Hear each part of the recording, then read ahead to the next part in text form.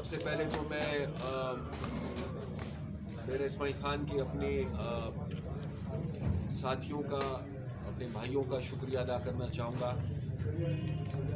اور یہاں ڈیرہ اسماعیل خان میں موجود میڈیا کے نمائندوں کا آپ سب کا بھی شکریہ ادا کرنا چاہوں گا۔ آج میں ڈیرہ اسماعیل خان آیا ہوں، اور میرے آنے کا مقصد بنیادی طور پر اپنے شہید بھائی ڈسٹرکٹ کے ہمارے صدر ایرانی صاحب کے فاتح کے لیے حاضر ہونا تھا۔ وہاں سے فاتحہ پڑھ کے میں اب یہاں پر آیا ہوں، اور ظاہری بات ہے کہ جو واقعہ پیش آیا ہے وہ ہم سب کے لیے ایک بہت بڑی آزمائش ہے، خاص کر اے این پی کے لیے، کیونکہ اے این پی کی تو تاریخ ہی قربانیوں سے بھری پڑی ہے۔ 100 سال پہلے جب اس تحریک کی بنیاد رکھی گئی، اس دن سے لے کر آج تک بار بار اے این پی کو سچ کہنے، امن کی بات کرنے، اور اپنی دھرتی اور اپنی قوم سے پیار اور محبت کرنے کی سزا دی گئی، جس بے دردی کے ساتھ ہمارے بھائی کو مارا گیا، وہ شہید ہوا، وہ سب حالات اور واقعات آپ کے سامنے ہیں۔ اس کی جتنی بھی مذمت کی جائے وہ کم ہے، خاص کر وہ ایک کینڈیڈیٹ بھی تھے، اور ایسے لگتا ہے کہ جنہوں نے بھی یہ منصوبہ بنایا، ان کی یہ کوشش تھی کہ ایک طرف اے این پی کے نمائندے کو راستے سے ہٹایا جائے، اے این پی کو الیکشن سے باہر کیا جائے، اور دوسری شاید ان کی کوشش اور خواہش یہ تھی کہ الیکشن کے اس عمل کو بھی متاثر کیا جائے۔ اس واقعے کے فوراً بعد بھی میں نے یہی کہا تھا، اور میں آج بھی اپنی بات کو دہراؤں گا کہ مجھے موجودہ حکومت سے انصاف کی کوئی توقع نہیں، اور نہ ہی ہمیں اعتماد ہے۔ میں نے پہلے دن بھی یہ مطالبہ ریاست سے کیا تھا، اور آج پھر اپنے مطالبے کو میں دہراؤں گا کہ آج بھی ہم مطالبہ ریاست سے کریں گے، اور ریاست سے کر رہے ہیں۔ ہمیں انصاف چاہیے، ہمیں وہ قاتل چاہیے، اور جن کے کہنے پر یہ سب کچھ ہوا، ہمیں وہ بھی معلومات چاہیے، اور پھر ظاہری بات ہے کہ انصاف ہوتا ہوا بھی ہمیں نظر آنا چاہیے۔ آج میں اپنے شہید بھائی کے خاندان سے بھی میں نے یہ بات کی ہے، ان کے عزیز و اقارب سے بھی میں نے یہ بات کی ہے، اور آج میں اپنی ڈیرہ اسماعیل خان کی پوری پارٹی سے بھی یہی بات کروں گا کہ پوری عوامی نیشنل پارٹی کی تمام قیادت، پارٹی کے تمام کارکن غم کی اس گھڑی میں، اس آزمائش میں آپ کے ساتھ ہیں، اور انصاف کے لیے، ظلم کے خلاف جو بھی یہاں پر میرے پارٹی کے لوگ قدم اٹھائیں گے، ہم ان کے ساتھ قدم سے قدم ملا کر انشاءاللہ چلیں گے۔ ایک بار پھر میں یہاں بیٹھے اپنے ساتھیوں کا، اپنے بزرگوں کا شکریہ ادا کرنا چاہوں گا، اور اپنے میڈیا کے بھائیوں کا آپ سب کو شکریہ ادا کرنا چاہوں گا۔ سر، یہ جو واقعہ ہے بلا شبہ ڈیرہ اسماعیل خان کے حوالے سے بھی، اے این پی کے حوالے سے کیا سمجھتے ہیں کہ یہ وہ جو غفار خان صاحب کا جو ایک نقطہ نظر تھا یا ان کا جو ایک نظریہ تھا قربانی یا عدم تشدد کے، یہ اسی حوالہ وہی سلسلہ ہے جو بشیر خان بلور اور باقی جو ان کے خاندان کو اسی طرح سے 4 میں بھی یہ واقعات ہوئے پے در پے ہو رہے ہیں، تو یہ کیا وہی تسلسل ہے؟ دیکھیں جی، اس امکان کو آپ رد نہیں کر سکتے، یہ بھی ہو سکتا ہے، کیونکہ ہم دیکھ رہے ہیں کہ بدقسمتی سے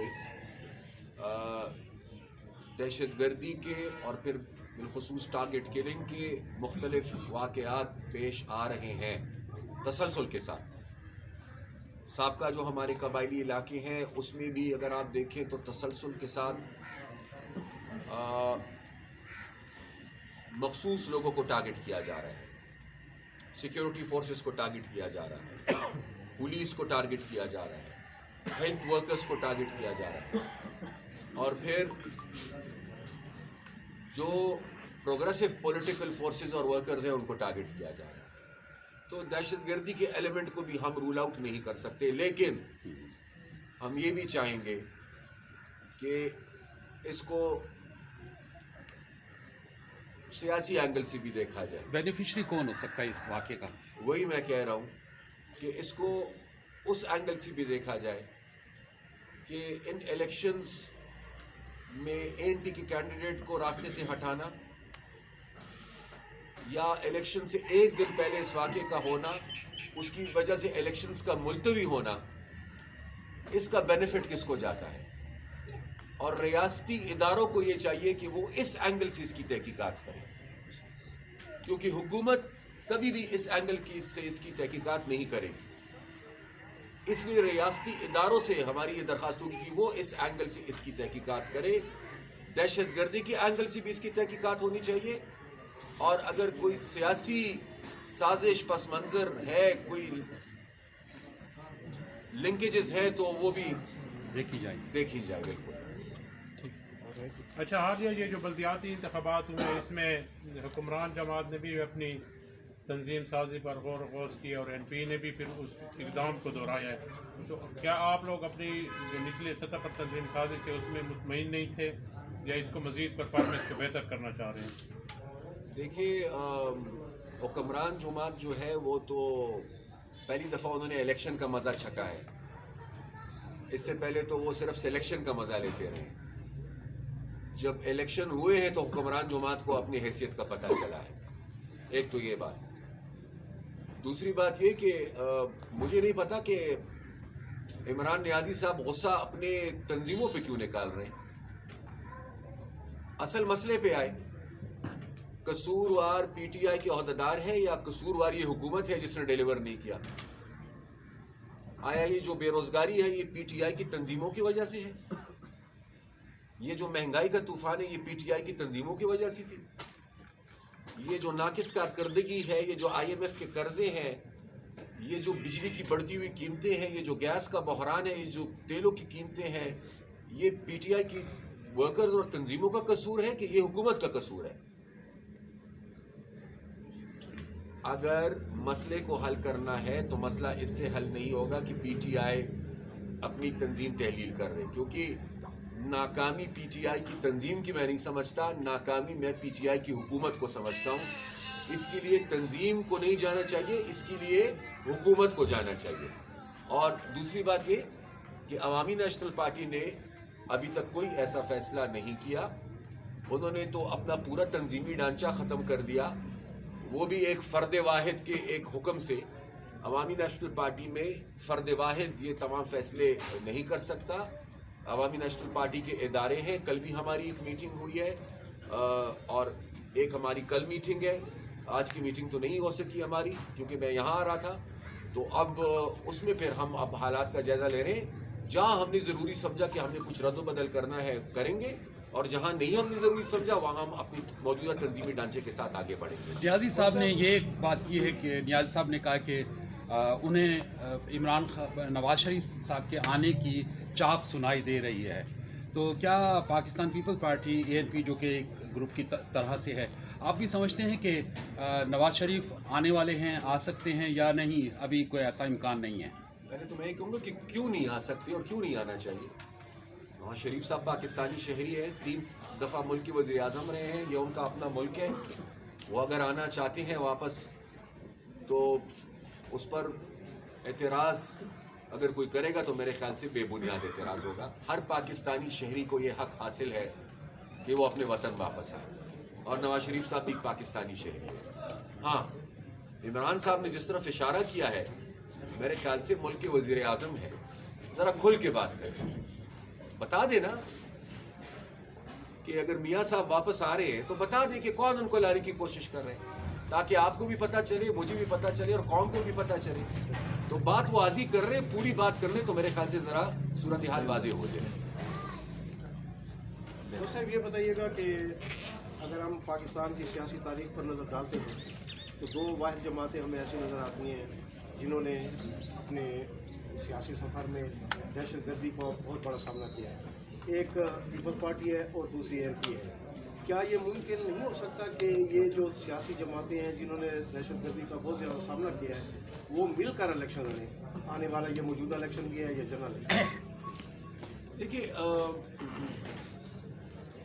اور پروگریسو بھی ہے دونوں پارٹیاں. سیاست میں دیکھیں, سیاست میں آپ الیکشنز کبھی انفرادی حیثیت سے لڑتے ہیں, کبھی اتحاد کی شکل میں آپ الیکشن لڑتے ہیں. ANP اور پیپلز پارٹی نے دونوں نے انفرادی حیثیت میں بھی ہم نے الیکشن لڑے ہیں, ہم نے اتحاد کی شکل میں بھی الیکشن لڑے, اور کافی سارے ایشوز پر تمام ایشوز پہ نہیں لیکن کافی سارے ایشوز پر ہماری رائے بھی ایک دوسرے سے ملتی جلتی ہے. لیکن ابھی حتمی کوئی فیصلہ اس حوالے سے ہم نے نہیں کیا, نہ ہی کوئی ایسی ہماری مشاورت ہوئی ہے کہ ہم نے ایک اتحاد کی شکل یا صورت میں الیکشن لڑنا ہے. بلدیاتی انتخابات کے حوالے سے تو ایسی کوئی مشاورت نہیں ہوئی. ابھی دوسرا مرحلہ بلدیاتی انتخابات کا آ رہا ہے, اس کے بعد عام انتخابات شاید وقت سے پہلے ہو جائے. اس کو پھر ماحول دیکھیں گے اور دیکھیں گے کہ پھر اس میں ایڈجسٹمنٹس پاسبل ہے یا نہیں ہے, لیکن فی الحال ایز سچ کوئی کانکریٹ فیصلہ ایسا نہیں. مولانا فضل الرحمان کے حوالے سے کہ مولانا فضل الرحمان کی جو حالیہ بلدیاتی انتخابات میں جو کامیابی ہے اسے حکومتی جو لوگ ہیں وہ شکوک و شبہات کی نظر سے دیکھ رہے ہیں. مطلب آپ کو اس کامیابی کو کس طرح سے آپ دیکھتے ہیں؟ نتائج کو تسلیم کرتے ہیں بلدیاتی؟ دیکھیں میرے خیال سے یہ جو انتخابات ہوئی ہے, میرے خیال سے کوئی بھی ایسی پولیٹیکل پارٹی نہیں ہے جس نے یہ کہا کہ ہم نتائج کو نہیں تسلیم کرتے. دیکھیں جب فیئر اور فری انتخابات ہوتے ہیں تو پھر سب کو فیئر اور فری نظر آتے ہیں. اب جب مداخلت نہیں ہوئی ہے تو ہر کوئی تسلیم کر رہا ہے کہ مداخلت نہیں ہوئی ہے. جب مداخلت ہوئی تھی تو ہر کوئی چیخ رہا تھا کہ مداخلت ہوئی ہے, نمبر 1. تو نتائج تو ہم تسلیم کرتے ہیں. مولانا فضل الرحمان صاحب کو میں ان کی جیت پر مبارکباد دینا چاہوں گا. 3 سال کی ان کی یہ کوشش تھی, ان کی محنت تھی. اگر ان کو ان کی کوشش اور محنت کا صلہ ملا ہے تو میں ایک پولیٹیکل ورکر کی حیثیت سے کم از کم اگر اور کچھ نہیں کر سکتا ان کو مبارکباد تو دے سکتا ہوں. لیکن صرف ایک گزارش میری ہوگی طلباء علماء کرام سے, مولانا صاحب بھی میرے بڑے ہیں, میرے محترم ہیں, میری ایک ان سے گزارش ہوگی کہ اسلام, ہمارا دین اور سیاست یہ 2 الگ الگ چیزیں ہیں. ہم نے یہ دیکھا ہے, شاید مولانا صاحب کی مرضی سے نہ ہوا ہو, لیکن ہم یہ دیکھا ہے کہ ان بلدیاتی انتخابات میں کافی جگہوں پہ کچھ لوگوں نے الیکشن کے لیے اسلام اور دین کا نام استعمال کیا ہے. اس کی ویڈیوز وائرل ہیں جہاں پہ لوگوں کو یہ کہا جا رہا ہے کہ اگر آپ نے ووٹ نہ دیا تو آپ خارج ہوں گے, آپ اسلام کے دائرے سے خدا نخواستہ باہر ہوں گے, ہم نے جو آپ کی خدمت کی ہے ہم آپ کو وہ نہیں بخشیں گے. اس طرح کی بات ہے. تو میرے خیال سے یہ قطعاً نہیں ہونا چاہیے. سیاست کرنی ہے تو پھر سیاست میں دین کو استعمال نہیں کرتے. سیاست کرنی ہے تو پھر اسلام کا نام لے کے سیاست نہیں ہو سکتی. یہ میرے خیال سے ایک ایسی روش ہے کہ میرے خیال سے اس کو روکنے کی ضرورت ہے. اور اس کے لیے میں ان پہ کوئی تنقید کی بوچھاڑ نہیں کر رہا.